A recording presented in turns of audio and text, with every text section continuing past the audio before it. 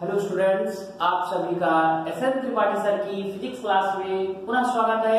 आज हम लोग बायो-सेवर्ट के नियम को पढ़ने वाले हैं, जो कि एग्जाम के लिए बहुत ही महत्वपूर्ण है। हमेशा पूछा जाता है कि बायो-सेवर्ट का नियम क्या है।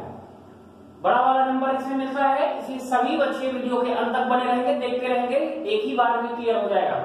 ठीक है, तो बायो और सेवर्ट दो वैज्ञानिक थे, जर्मन वैज्ञानिक थे। ये जो है बाहर की फ्रांसीसी, तो इन्होंने एक नियम बताया था। क्या बताया था नियम?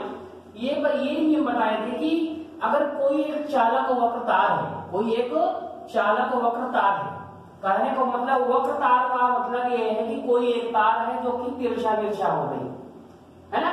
तो इन्होंने बताया कि अगर इसमें करंट का फ्लो कराया जाए, कोई एक जो है स्थिर करंट धारा का प्रवाह किया जाए, तो यहाँ पर हम चूंकि धारा का संकेत आई मानते हैं, चाहे इसको हम कैपिटल आई करें या स्मॉल आई, इससे कोई लेना देना नहीं है।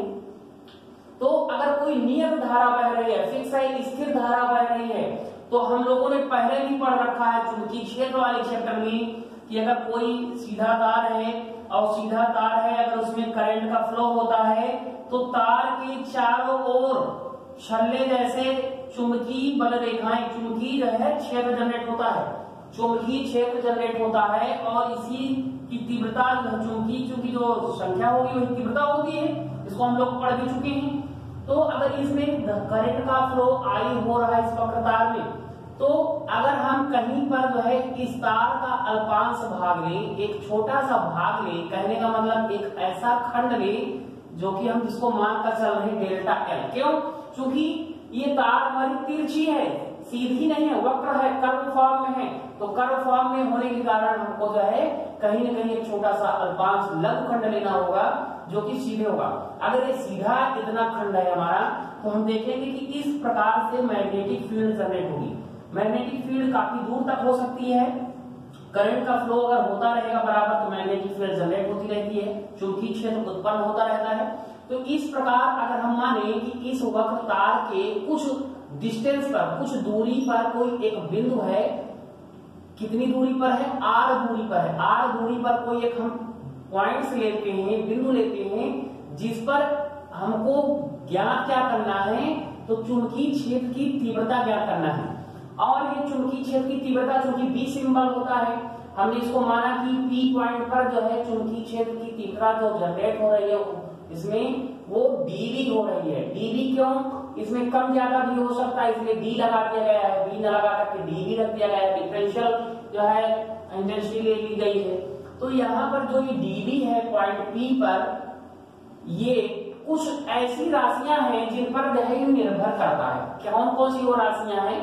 तो आइए उसको हम समझेंगे। अगर हम मानकर चल रहे हैं कि जो वक्र तार है, वक्र तार से जो r डिस्टेंस था, इस पर जो है ये थीटा कोण बना रहा है। कितना कोण बना रहा है?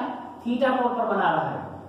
और इधर भी हम अगर ले लें तो वही पॉइंट P है, इधर भी हमारी वही dV मानी जाएगी। तो ये जो है इन दोनों बीच में 90 डिग्री का एंगल भी कहा जा सकता है। और तो यहाँ पर देखेंगे कि जो dV है इस चालक वक्र तार में कुछ जो राशियां हैं उन पर निश्चित निर्भर करता है। कहने का मतलब dV घटेगा या बढ़ेगा, कम ज्यादा कौन कौन सी चीजों पर डिपेंड कर रहा है, उसको हम लोग समझने वाले हैं। ठीक है, तो अगर हम बात करें थोड़ा सा लिखने की, कैसे लिखेंगे, तो थोड़ा सा पहले लिखना समझ लेते हैं। लिखेंगे चित्रानुसार, चित्र के अनुसार, जैसा चित्र बना हुआ है उसके अनुसार हम बात कर रहे हैं। धारावाही वक्र तार, वक्र तार का मतलब तिरछा जो एक तार है उसके अल्पांश, अल्पांश का मतलब अल्प अंश यानी बहुत ही छोटा भाग, तो अल्पांश, इसलिए हमने उसको डिफरेंशियल एल लेंथ लिया है dl। तो dl रिप्रेजेंट की छोटी सी जो भाग है इसको हम लोगों ने dl माना है। तो dl द्वारा किसी बिंदु O पर कोई पॉइंट है जिस पर O पॉइंट या P पॉइंट ले सकते हैं, उस पर उत्पन्न चुंबकीय क्षेत्र की तीव्रता, यानी P पॉइंट यहाँ पर हमने लिया है, यहाँ पर P हम मान सकते हैं, P पर उत्पन्न चुंबकीय क्षेत्र की जो तीव्रता है dV, ये निम्न राशियों पर निर्भर होती है। कौन कौन सी? पहली राशि है हमारी जो dV है, ये धारा I के अनुक्रमानुपाती होती है। धारा I के अनुक्रमानुपाती का मतलब ये है कि धारा का अगर प्रवाह हमारा तेज होगा, ज्यादा बढ़ेगी, तो तीव्रता भी जनरेट होगी। कहने का मतलब करंट का फ्लो अगर ज्यादा हो रहा है तो मैग्नेटिक फील्ड जो है ज्यादा जनरेट होगी, ज्यादा संख्या में जो है चुंबकीय जो है फ्लक्स रेखाएं निकलेगी। ठीक है, तो यहाँ पर धारा आई के अनुक्रमानुपाती होता है। दूसरी कंडीशन क्या है, कह रहा है कि जो डीबी है हमारी वो डेल्टा एल पर भी डिपेंड करता है। हमने ये छोटे से भाग की बात किया, अगर बड़े भाग की करेंगे तो अगर हम देखेंगे कि एक छोटे से भाग के लिए इतने छोटे फील्ड जनरेट हो रही, बड़ा करने के बाद ज्यादा और ज्यादा हो जाएगा, हर जगह पर अलग अलग जो हम चुंबकीय बल रेखाएं निकलेगी। तो इस प्रकार और अगर बड़ा भाग करते हैं तो और ज्यादा चुंबकीय क्षेत्र की तीव्रता ज्यादा बढ़ेगी। तो इसलिए डीबी जो है हमारी डेल्टा एल पर डिपेंड करती है।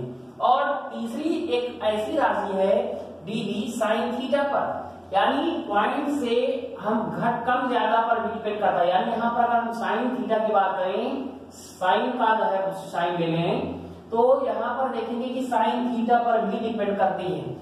तो और चौथी जो राशि है ये हमारी त्रिज्या पर डिपेंड करती है, यानी 1/r² पर डिपेंड करती है।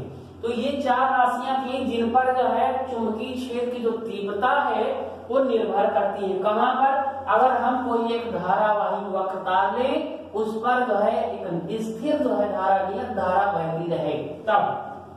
तो जो डीबी है यहाँ पर हम देखेंगे कि डीबी जो है अनुक्रमानुपाती में है, आई के डीबी अनुक्रमानुपाती है डेल्टा एल के, और डीबी हमारी अनुक्रमानुपाती है साइन थीटा के, और डीबी ही 1/r² के अनुक्रमानुपाती होगी। तो यानी डीबी की सारी वैल्यू है तो हम इनको कह सकते हैं सम्मिलित रूप में अगर लिखा जाए तो डीबी इक्वल टू वो क्या जाएगा, I delta L sine theta और r²। तो I delta L sine theta r² नीचे है, तीसरे नीचे चला जाएगा। अब यहाँ पर चूंकि जो है अनुक्रमानुपाती में सभी थे, यहाँ पर हमने जो है अनुक्रमानुपाती की अगर सम्मिलित रूप में बात की गई थी, तो यहाँ पर अगर अनुक्रमानुपाती का सिंबल हम लेकर चलते हैं, इसको हटा देते हैं, तो अनुक्रमानुपाती जब भी हटता है तो उसमें कहीं न कहीं कोई कांस्टेंट वैल्यू लग जाती है।